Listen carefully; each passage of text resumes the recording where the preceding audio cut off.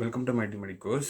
இன்றைக்கி நம்ம என்ன பார்க்க போகிறோம் அப்படின்னு சொல்லிட்டு பார்த்தீங்கன்னா ஹைப்பர் சென்சிட்டிவிட்டி ரியாக்ஷன் பற்றி தான் பார்க்க போகிறோம்.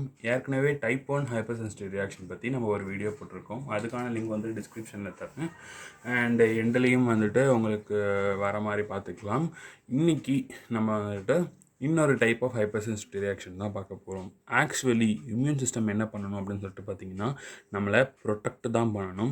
அந்த மாதிரி ப்ரொடெக்ட் பண்ணாமல் எப்போ நமக்கு அகெயின்ஸ்டாக ஒர்க் பண்ணுதோ அதுதான் நம்ம hyper sensitivity or auto immune சொல்லுவோம். ஆட்டோ இம்யூன் மட்டும் இல்லாமல் ஹைப்பர் சென்சிட்டிவிட்டி ரியாக்ஷன்லேயும் நம்ம இம்யூன் சிஸ்டம் நமக்கு அகெயின்ஸ்டாக தான் ஒர்க் பண்ணணும்.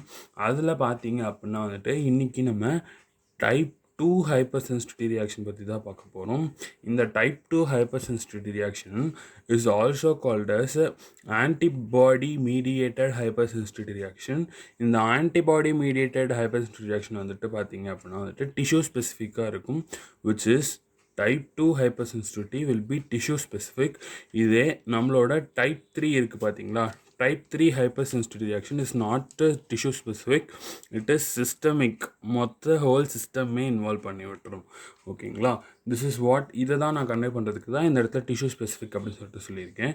இந்த antibody mediated or type 2 hypersensitive reaction ரெண்டு விதமாக பிரிக்கலாம். ஒன்று சைட்டோடாக்சிக் ஹைப்பர்சென்சிட்டிவிட்டி ரியாக்ஷன் அண்ட் இன்னொன்று என்ன அப்படின்னு சொல்லிட்டு பார்த்தீங்கன்னா நம்ம நான் சைட்டோடாக்சிக் இல்லாமல் வேறு சில வேலைகளும் இருக்குது இந்த டைப் 2 ஹைப்பர்சென்சிட்டிவ் ரியாக்ஷனுக்கு. ஸோ நம்ம இந்த டைப் 2 ஹைப்பர்சென்சிட்டிவ் ரியாக்ஷனை சைட்டோடாக்சிக் அப்படின்னும் நான் சைட்டோடாக்சிக்னும் சொல்லிட்டு ரெண்டாக பிரிக்கலாம்.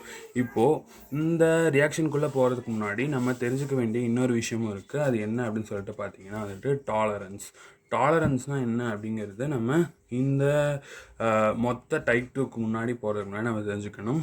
முதல்ல பார்த்தீங்க அப்படின்னா பி செல்ஸும் டி செல்ஸும் இம்யூனோ காம்பிட்டன்ட் செல்ஸ் இல்லையா, அது naive B cells naive T cells, அதாவது எதுவுமே கற்றுக்காமல் குழந்தை பி செல் குழந்தை டி செல்லாக இருக்கும். அப்படி இருக்கிறது will go for one of the reaction call tolerance அப்படின்னு சொல்லிட்டு அந்த ரியாக்ஷனுக்குள்ளே போகும்போது அது கற்றுக்கும் எதெல்லாம் செல்ஃப் செல்ஸ், எதெல்லாம் நான் செல்ஃப் செல்ஸ் அப்படின்னு சொல்லிட்டு, எதெல்லாம் நம்ம பாடியை ஒத்த செல்ஸ், நம்ம பாடிக்குள்ளே இருக்க செல்ஸ், அந்த செல்ஸ் எல்லாம் நம்ம பார்த்தா அதுக்கு அகெயின்ஸ்டாக இம்யூனிட்டி ப்ரொவைட் பண்ணக்கூடாது, அந்த செல்ஸை அழிக்கக்கூடாது அப்படின்னு சொல்லிட்டு பி செல்ஸும் டி செல்ஸும் கற்றுக்கும். அண்ட் எதெல்லாம் நான் செல்ஃப் செல்ஸ், எதெல்லாம் நம்ம ஆன்டிஜனாக கன்சிடர் பண்ணணும் அப்படிங்கிற ப்ராசஸை கற்றுக்கும். அப்படி கற்றுக்கிட்டதுக்கு அப்புறமா these will be turned into primed B cells and primed T cells மாறிடும். அதுதான் நம்ம பாடிக்கு அகெயின்ஸ்டாக ஃபைட் பண்ணாது. டோன்ட் ஃபைட் செல்ஃப் செல்ஸ் மேலே ஃபைட் பண்ணாமல் நான் செல்ஃப் செல்ஸ் மட்டும்தான் ஆக்ட் பண்ணும். ஆனால் some of the T cells and some of the B cells will be escaped from this mechanisms. சில B cells-உம் சில T cells-உம் இந்த மெக்கானிசம், இந்த டாலரன்ஸ் அப்படிங்கிற மெக்கானிசம் எஸ்கேப் ஆகிடும். அப்போது they have capacity to fight against our own cell, நம்மளோட own cells மேலேயே fight பண்ணுறதுக்கான தகுதி அதுக்கு வந்துடும். ஓகேங்களா, எப்போது இதை தான் நம்ம டைப் 2 ஹைப்பர் சென்சிட்டிவிட்டி பார்க்குறதுக்கு முன்னாடி பார்க்க வேண்டிய விஷயம். இப்போது ஒரு பெனிசிலின் மாதிரி ஒரு ட்ரக்கு கொடுக்குறோம். அந்த ட்ரக்கு என்ன பண்ணுது அப்படின்னு சொல்லிட்டு பார்த்தீங்கன்னா நம்மளோட ஆர்பிசி மேலே ஒட்டிக்குது. This is an RBC and இந்த வயலட் கலரில் இருக்கிறது பெனிசிலின். இப்படி பெனிசிலின் ஆர்பிசி மேலே ஒட்டிக்கும் போது என்ன ஆகும் அப்படின்னு சொல்லிட்டு பார்த்தீங்கன்னா இந்த ஆர்பிசி ப்ளஸ் நம்மளோட penicillin, this is considered as ஆன்டிஜனாக நம்மளோட பாடி ஆன்டிஜனாக கன்சிடர் பண்ணிக்கிது. ஆக்சுவலி என்ன, நம்மளோட ஆர்பிசியை பாடி ஆன்டிஜனாக கன்சிடர் பண்ணக்கூடாது. When a B cell is not undergoing process like tolerance போல் அப்படிங்கும்போது பெனிசிலினை மட்டும் இல்லாமல் ஆர்பிசியும் ஆன்டிஜனாக கன்சிடர் பண்ணி அதுக்கு அகெயின்ஸ்டாக ஆன்டிபாடி ப்ரொடியூஸ் பண்ணும். ஓகேங்களா, இந்த மாதிரி ஆன்டிபாடி ப்ரொடியூஸ் பண்ணுறது மூலியமாக நம்மளோட பாடி ஆர்பிசியும் அழிக்குது, ஆன்டிஜனான பெனிசிலினையும் அழிக்குது.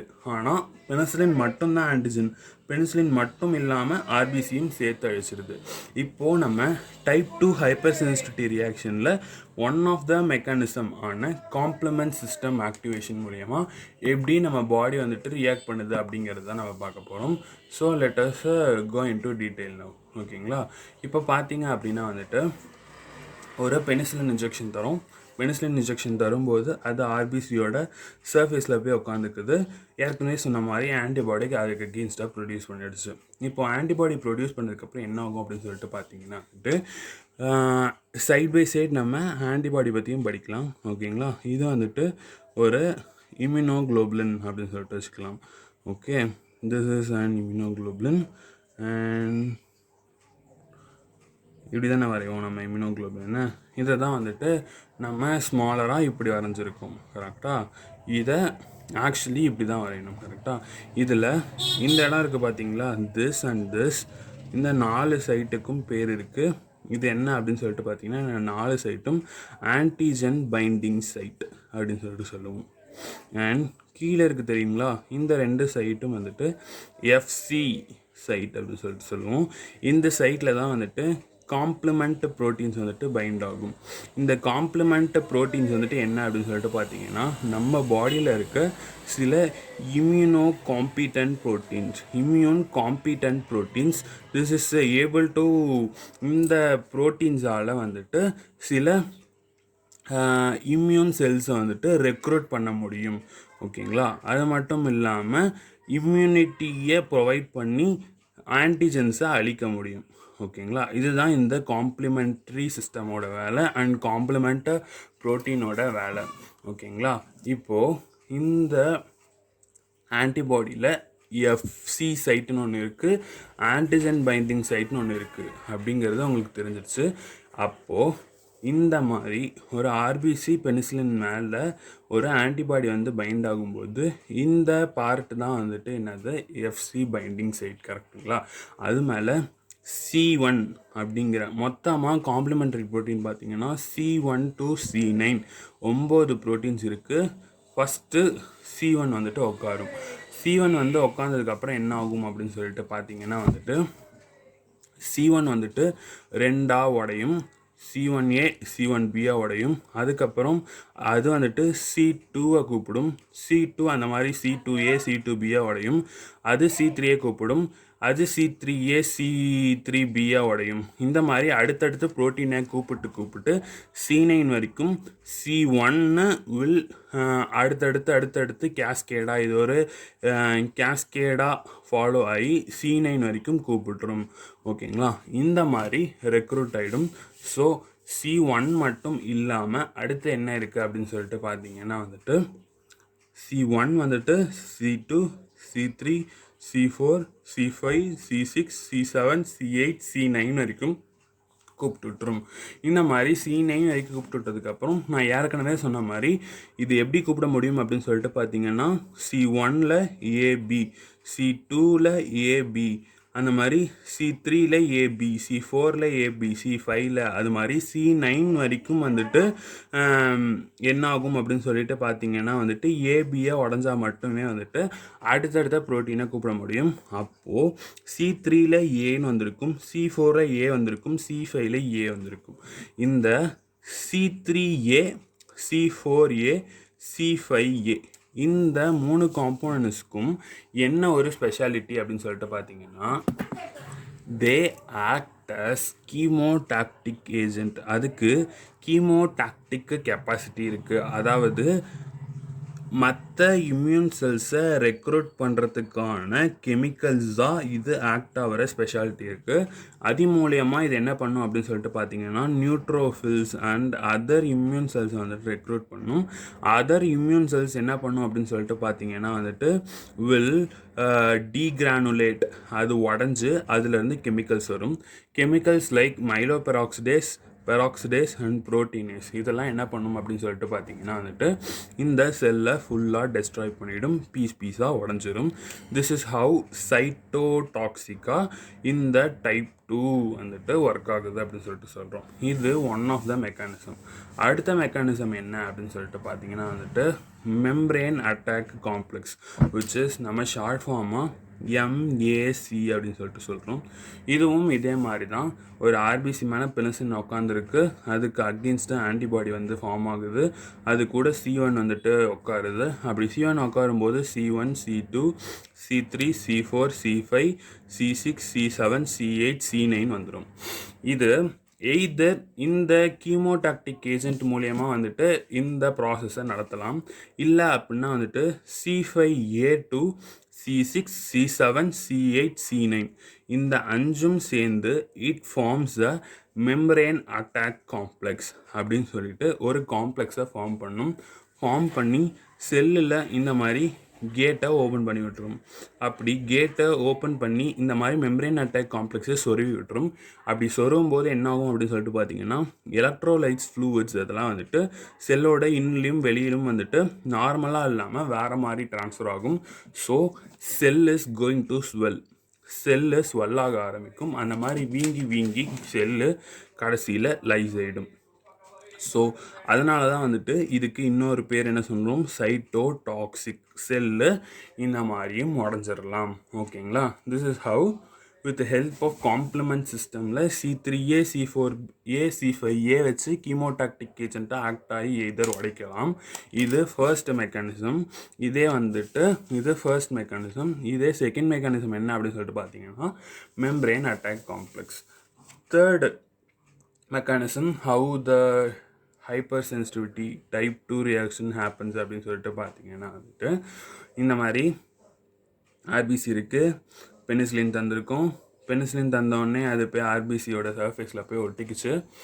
ட்ரக்கு சாதனமாக ஆக்ட் ஆகி என்ன இருக்கணும், ஆக்சுவலி பெனிசிலின் கொடுத்தா என்ன ஆகணும், போய் இது ஆன்டிஜன் மைக்ரோபு மேலே உட்காந்து அந்த மைக்ரோபை டெஸ்ட்ராய் பண்ணி அந்த மைக்ரோபை பாடியை விட்டு வெளியேற்றணும். அதுதான் அதோட வேலை. அந்த மாதிரி நார்மலாக ஒர்க் பண்ணாமல் ஆர்பிசியோட சர்ஃபேஸில் போய் ஒட்டிக்கிச்சு. அப்போது அதே மாதிரி ஆன்டிபாடி வந்துட்டு இது ஆன்டிஜனாக கன்சிடர் பண்ணோடனே இப்போது C3B இருக்குது பார்த்தீங்களா, காம்ப்ளிமெண்ட் ப்ரோட்டீன் C3ல அது என்னவா உடையும் சொன்னேன், C3Aவா உடையும், C3Bயா உடையும். இது போய் அடுத்த ப்ரோட்டீனை ரெக்ரூட் பண்ணணும், C4 ரெக்ரூட் பண்ணி அது C4A, C4Bயா உடையணும்.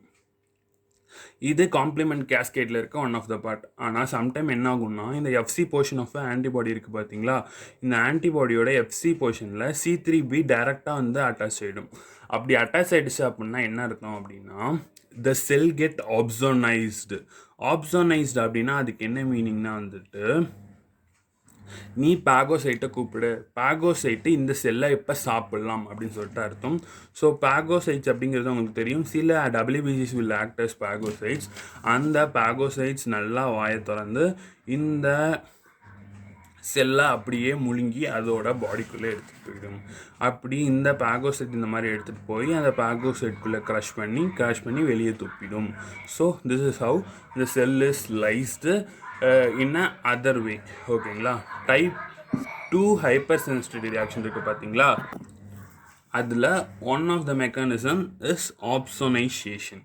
அடுத்து பார்த்தீங்க அப்படின்னா வந்துட்டு ஃபோர்த் மெக்கானிசம் என்னென்னா நேச்சுரல் கில்லர்ஸஸ் அப்படின்னு சொல்லிட்டு ஒரு செட் ஆஃப் WBCs இருக்குது. அந்த WBCs என்ன பண்ணும் அப்படின்னு சொல்லிட்டு பார்த்தீங்கன்னா இந்த மாதிரி ஆர்பிசி மேலே பெனிசிலின் வந்து உட்காந்ததுக்கப்புறம் ஆன்டிபாடி அதே மாதிரி வரும். இந்த FC போர்ஷன் மேலே இந்த நேச்சுரல் கில்லர் செல்ஸ் வந்து அட்டாச் ஆகி இட்டு இன்ஃபில்ட்ரேட்ஸ். இது பெர்ஃபோரின்ஸ் அப்படின்னு சொல்லிட்டு ஒரு ப்ரோட்டீனை செல்வால்குள்ளே புகுத்தும். அப்படி புகுத்துறது மூலயமா இதுக்கு முன்னாடி என்ன பார்த்துருந்தோம், MAC மெம்பரேன் அட்டாக் காம்ப்ளெக்ஸ் இதே மாதிரி ஒரு திங்கை புகுத்துறது மூலயமா ஃப்ளூயிட் அதிகமாக உள்ளே வருது. ஸோ செல்லு ஸ்வெல் ஆகி வெடிச்சிருது. இதே வந்துட்டு நம்மளோட natural killer cells which is NK cells பர்ஃபரின்கிற ப்ரோட்டீனை புகுத்துறது மூலயமா நாட் ஒன்லி ஃப்ளூவட் இன்டேக் மட்டும் அதிகமாக இருக்காது, it also secrete some of the granzymes and the granulysins அப்படிங்கிற கெமிக்கலை செக்ரேட் பண்ணி அந்த செல்லை வெடிக்க வச்சிடும். ஓகேங்களா? So this is how the cell is lysed. ஓகேங்களா? இந்த மாதிரி நார்மலாக பெனிசிலின் வந்துட்டு இந்த மாதிரி ஒர்க் பண்ணாமல் எப்போது ஆர்பிசி மேலே உட்காருதோ அப்போது நம்ம பாடி வில் கன்சிடர் ஆர்பிசியவும் வந்துட்டு என்னவா கன்சிடர் பண்ணணும் அப்படின்னு சொல்லிட்டு பார்த்தீங்கன்னா வந்துட்டு நான் செல்ஃபாக கன்சிடர் பண்ணி அதையும் லைஸ் பண்ணுறதுக்கு போகும். Not only RBC, it may act on penicillin, WBC எது மேலே வேணால் உட்காரலாம். தேர்பை இட் காசஸ் ஆட்டோ இம்யூனாக வந்துட்டு it may cos haemolytic anaemia. எப்போ ஆர்பிசி மேலே உட்காருதோ இட் காசஸ் ஹீமோலைட்டிக் அனீமியா. இதே எப்போ டபிள்யூபிசி மேலே உட்காந்தா ஆட்டோ இம்யூன் நியூட்ரோஃபீனியா. எப்போ பிளேட்லெட் மேலே உட்காருதோ அப்போது ஆட்டோ இம்யூன் த்ரோம்போசைட்டோபீனியா. ஓகேங்களா? இந்த மாதிரி டிசீஸஸை இந்த டைப் 2 ஹைப்பர் சென்சிட்டிவ் ரியாக்ஷனால தான் நடக்குது அப்படிங்கிறத தெரிஞ்சுக்கோங்க. ஸோ ஓவராலாக என்ன அப்படின்னு சொல்லிட்டு பார்த்தீங்கன்னா, இம்யூன் சிஸ்டம் ஆக்சுவலி பண்ண வேண்டிய வேலை இந்த பெனிசிலினை மட்டும் வெளியே அனுப்பியிருக்கணும், தப்பாக இருக்க பெனிசிலினை. அந்த மாதிரி இல்லாமல் ஆர்பிசியையும் வந்துட்டு அட்டாக் பண்ணி நம்ம பாடி மேலேயே போர் தொடுத்துருச்சு. இந்த மாதிரி ஹைப்பர் சென்சிட்டிவ் ரியாக்ஷன் 2 வந்துட்டு பார்த்தீங்க அப்படின்னா வந்துட்டு 4 விதமாக நடக்குது. Any one of the process மட்டும் இல்லை, 4 ப்ராசஸுமே இன்ஸ்டண்ட்டாகவும் நடக்கலாம். ஆனால் இந்த 4 ப்ராசஸுமே will come under type 2 hyper sensitive reaction தான். So first thing is an complement system activation, second thing is an membrane attack complex மூலியமாக நடக்கலாம், and third thing is an opsonization மூலியமாக நடக்கலாம், and fourth thing is an natural killer cells. இந்த natural killer cells மூலியமாகவும் நடக்கலாம். ஓகேங்களா? this is what a exact type 2 hypersensitivity reaction is. இதில் நம்ம ஃபஸ்ட்டு ஸ்டார்ட் பண்ணும்போது சொல்லியிருந்தோம் சைட்டோடாக்சிக் ஹைப்பர் சென்சிட்டிவிட்டி அப்படின்னும் நான் சைட்டோடாக்சிக் ஹைப்பர் சென்சிட்டிவிட்டி அப்படின்னும் வந்துட்டு 2 விதமாக பிரிக்கலாம். அப்படின்னா நான் சைட்டோடாக்சிக் ஹைப்பர் சென்சிட்டிவிட்டி 2 ரியாக்ஷனை அடுத்த வீடியோ நம்ம பார்க்கலாம். அது வரைக்கும் திஸ் இஸ் மைட்டி மெடிக்கோஸ். இது வரைக்கும் நம்ம சேனலை சப்ஸ்கிரைப் பண்ணனா சப்ஸ்கிரைப் பண்ணி வச்சுக்கோங்க, அண்ட் லைக் பண்ணுங்கள், ஷேர் பண்ணுங்கள், கமெண்ட் பண்ணுங்கள், டவுட்ஸ் இருந்தால் கேளுங்க. அதையும் இன்னமும் தெளிவாக எக்ஸ்பிளைன் பண்ண ட்ரை பண்ணுறேன். தேங்க்யூ.